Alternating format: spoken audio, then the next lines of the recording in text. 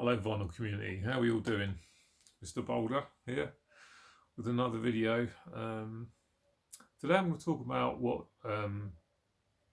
got me started with regards to rock and metal. When I was a kid in the early 80s, a lot of the music on TV and radio was stuff like Adam and Yance, Human League, Eurythmics, Tears for Fears, Duran Duran, Thompson Twins, that kind of stuff. Stuff that I still enjoy and listen to now. I know it's not what you expect to hear from someone who listens to Napalm Death and Cannibal Corpse, but it's the truth, and I still love that stuff now. But what got me started into the rock and metal was Dad. When I was a kid, he was playing a lot of records by two specific sort of artists, bands. So I'm going to show them first. First up is Jimi Hendrix. Amazing. I mean, Jimmy's been gone 50 years next month. And it's such a shame he was only around about 4 years because he had a hell of a lot more good music left in him. As far as I'm concerned, still the best guitar player that's ever lived. Absolutely amazing. Yeah, no other six stringer is as good as Jimi Hendrix. Eddie Van Halen's a close second, but Jimmy's a man as far as I'm concerned. And Dad played a ton of this when I was younger, and still listen to him regularly to this day. This album is absolutely fantastic. This is his debut, Are You Experienced? Great record. Played loads when I was a kid, and I know some of it like the back of my hand. Amazing songs in there, classic songs. Foxy Lady, Manic Depression, Red House, Love or Confusion, I Don't Live Today. That's a side A packed with classic stuff. And then you got Fire, Third Stone from the Sun, Are You Experienced? Hey Joe, Stone Free, Purple Haze. Wind Cries Mary. Such a great talent. When I listen to the Wind Cries Mary, it sounds to me like they went into the studio, they pressed record, and the solo that he played was just the first thing that came to his mind. And it's just perfect, absolutely flawless. You got Noel Redding on bass, Mitch Mitchell on drums. What a three-piece. An absolute powerhouse of musicians. Fantastic stuff. Still listen to him all the time. Absolutely essential. Best guitarist that ever lived. Jimi Hendrix. And the other band that Dad used to play a lot of, Led Zeppelin. This is Led Zeppelin 4. I think this is from 1971, maybe 72. Dad played Zepp 1, 2 and 4 a lot. He didn't like Led Zeppelin 3 for some reason, so I had to discover that for myself. But this is fantastic. You know, these guys just influenced everyone for years to come. A lot of blues in their stuff, but it was definitely one of the first hard rock bands that ever existed. You know, John Bonham on drums, fantastic. John Paul Jones on bass. Jimmy Page, just amazing guitar player. Some of the riffs are amazing. Rob Plant's vocals, absolutely fantastic.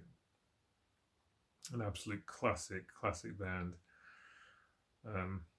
Yeah, Dad was playing these loads, and I absolutely love it still to this day. This is a repress from a couple of years back.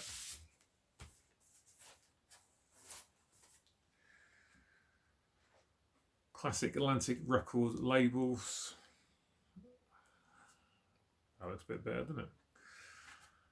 I mean, yeah, this album is packed full of great songs. All their albums are, but this is probably my favourite Zepp 4. Black Dog, Rock and Roll, Battle of Evermore and Stairway to Heaven. Obviously everyone knows Stairway to Heaven. But the Battle of Evermore, fantastic song. Just, you know, they could rock really, really hard. But at the same time, this Battle of Evermore is just acoustic guitar and mandolin, which complement each other really, really well. And Robert Plant's vocals, fantastic. One of my favourite songs on the album is the one that's the least rocky, you know. And side 2, Misty Mountain Hop, 4 Sticks, Ghana, California, another really chilled one. Some of my favourite songs on the album are the ones that rock the least, but fantastic. And then When the Levee Breaks at the end, fantastic way to finish an album. That drum beat's been sampled a lot over the years by hip hop artists because it's just a fantastic drum beat. And this album is absolutely essential. Zeppelin, absolutely essential band. Obviously, they're right up there with the likes of Deep Purple, Black Sabbath. Those three are the first real sort of hard rock and obviously heavy metal bands. But yeah, it all started with Dad, and it all started with Hendrix, and it all started with Led Zeppelin. Led Zeppelin 4, absolutely essential. Any Zeppelin album is essential, really. Fantastic stuff. If for some reason you haven't heard them, go give them a listen. Absolutely brilliant. Next, I moved to a band I discovered through my friend Glenn. His dad had this album. So I must have been listening to this around about 86, 87. Everyone has this album if you're a hard rock fan. If you haven't, I'd be very surprised. It's absolutely essential and it lives up to its reputation. AC/DC's Highway to Hell. Zeppelin was rocking, but this was really rocking when I was only sort of 8, 9, 10 years old. Absolutely amazing stuff. Unfortunately, Bon Scott's last album before his untimely death in the following year in 1980, this album rocks. You know, it's got a reputation as being a fantastic album, and it lives up to the reputation. This was my favourite AC/DC album for about 20 years. I actually like Power Rage more now, but this is perfect. Absolutely amazing. The songs are fantastic. Highway to Hell, Girls Got Rhythm.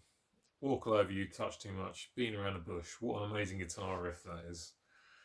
Shot Down Flames, Get It Hot. If You're Bloody Got It, Love Hungry Man, Night Prowler. No, Love Prowler. Fantastic. Night Prowler's the only one I'm a little bit, I can take or leave that, but the rest of them are just killer. I think I know every lyric, every guitar riff on this album. It's just amazing. This was produced by Mutt Lange, of course, who is responsible for a lot of good music out there. A great pairing, AC/DC and Mutt Lange. He did the follow-up Back in Black, of course. This album just played loads and loads and loads, and I just know it front to back. Absolutely amazing. Like I say, this was introduced to me by my friend's dad. And thanks, Kev, because this is absolutely outstanding. And AC/DC has stuck with me right through to this day.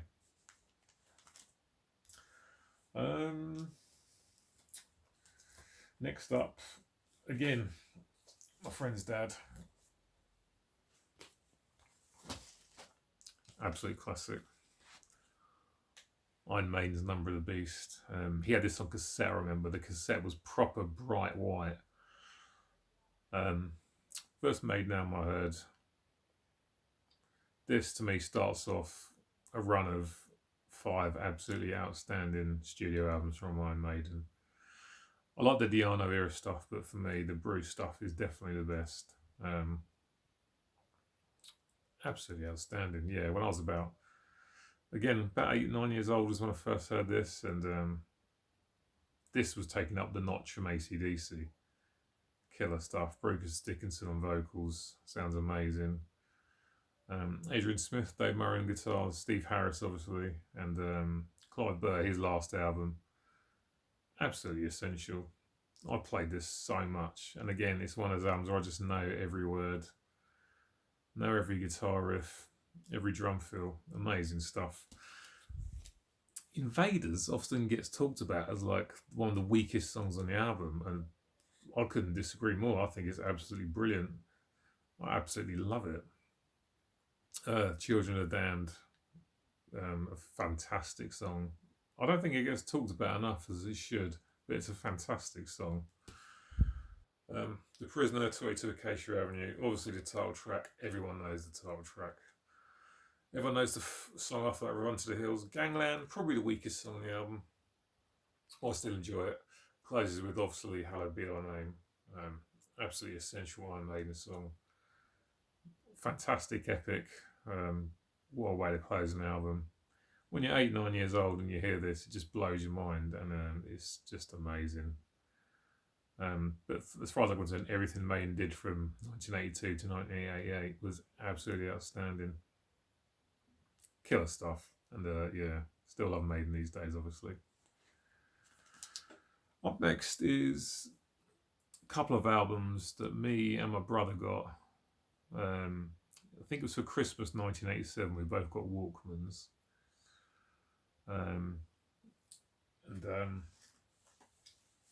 The album I got on cassette then was Def Leppard's Hysteria. Mark Lang again on production. This album was a long time making after what happened to Rick Allen, obviously. That's pretty much learning to play the drums again. This has got the most multi-layered production job you'll ever hear. You know, a lot of Leopard fans, not so keen on this kind of stuff, prefer the rawness of On Through the Night, which is a fantastic debut album. And High and Dry still hasn't got quite that sort of polished production job, but that was also produced by Mutt Lange. This is amazing. Steve Clark's last album, obviously, before he unfortunately passed away. Yeah, Women, Rocket, Animal, Pour Some Sugar on Me, Armageddon It, Don't Shoot Shotgun, Run Riot, the title track, Love and Affection. Fantastic songs. This album sold by the bucket load. And it's an absolutely amazing album. Yeah, what can I say? Another one of those albums I just know note for note. It's just brilliant. Picture disc edition, which I was fortunate enough to pick up a few years back. I never get bored of listening to this. Picture disc, front and back. Absolutely amazing. Fantastic stuff. Never get bored of hearing it. So I got that for Christmas, and my brother got this. And this is another amazing album. Bon Jovi's Slippery When Wet. Some people will probably be turning their noses up, but I don't care. It's absolutely fantastic. There is not a bad song in this album. It's a 10 out of 10 album as far as I'm concerned. It's absolutely perfect. Everyone knows the singles You Give Love a Bad Name, Live On a Prayer, Wanted Dead or Alive. All the deep cuts are great as well. Let It Rock, Social Disease, Raise Your Hands, Wild in the Streets. That's the way to close an album. And a couple of great ballads on here as well. Without Love and Never Say Goodbye. This is another one that's sold by the absolute bucket load back in the day. I love it. It's just perfect. Still listen to it a lot now. I like the album before this as well, 7,800 Fahrenheit. That's a great album. But this one is just killer. And yeah, my brother didn't really stick with rock and metal. He kind of tends to listen to a lot of stuff. So he still likes stuff like this. But obviously I went full on rock and metal throughout the years. Absolutely fantastic album. Great stuff. I think this was produced by Bruce Fairbairn. He's responsible for a lot of stuff as well. I think Bob Rock was the engineer on this album. A lot of good stuff going on. How could it not be an absolute winner? Do you know what I mean? Next up is Saxon, Strong Arm and Law. We acquired this somehow through my uncle, and I can't remember why or how. But I think he heard about, like, we were listening to Bon Jovi and Def Leppard, and he gave us this. To this day, this is still my favourite Saxon album, and it probably is because it's the first one that I ever heard. And yeah, obviously I'd heard Number of the Beast, but this is also classic new wave of British heavy metal. All killer, no filler, fantastic album. Heavy Metal Thunder to Hell and Back Again. Strong Arm on the Law, 20,000 Feet, Six Form Girls, Dallas 1 PM. Great band. Saw them a few years ago. Shepherd's Bush. Biff Byford's voice still is absolutely spot on. He's still got it. He sounds fantastic on this, obviously. Absolutely essential new wave of British heavy metal. Yeah, somehow we got it from my uncle. I don't know how. But now another album I listened to so many bloody times. And yeah, still my favourite Saxon to this day. Strong Arm Law, this is from 1980.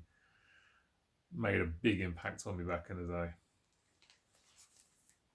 Last up though is the album that had the biggest impact on me throughout my entire life. I was already into music, obviously, by the time I heard this. But in the summer of 1992, this album came out, and after this album came out, all I cared about was music. All my pocket money that I had just got spent on 7-inch singles and 12-inch singles and cassettes and whatever albums you can sort of get your hands on when you're only 15, because obviously you don't have a lot of money back then. But this album just absolutely changed my life, and it's not my favourite album by this band, but it's the most important album to me ever. Yeah, so back in the summer of 92, I was hanging out with my friend Glenn a lot. He had this on cassette, and I've just listened to it constantly. And I'm actually quite lucky to have this on vinyl, because you really don't see it very often. Saw it at a record fair. I couldn't whip it out of the crate fast enough, because you just don't see it. And it is Megadeth's Countdown to Extinction from 1992. There's the back. Yeah, don't really see it on vinyl. So when I did see it, I just had to grab it as fast as possible. Not in the best condition, but it absolutely plays fine. Sounds good. Yeah, I don't know what it is about this album, but it was just all about music after this. Fantastic album. The verse riff to Symphony of Destruction was the first riff I ever learned to play on the guitar, so that's always got a special place in my heart. But Skin on My Teeth, Symphony of Destruction, Architecture of Aggression, Foreclosure of Dreams, Sweat and Bullets. The title track, High Speed Dirt, Captive on That, Ashes in Your Mouth. I know this album inside and out. And for some reason, this is the one that had the biggest impact on me. It's absolutely fantastic. I love it. I absolutely love it. Megadeth, one of my favourite bands. And this album just means so much to me. It really, really does.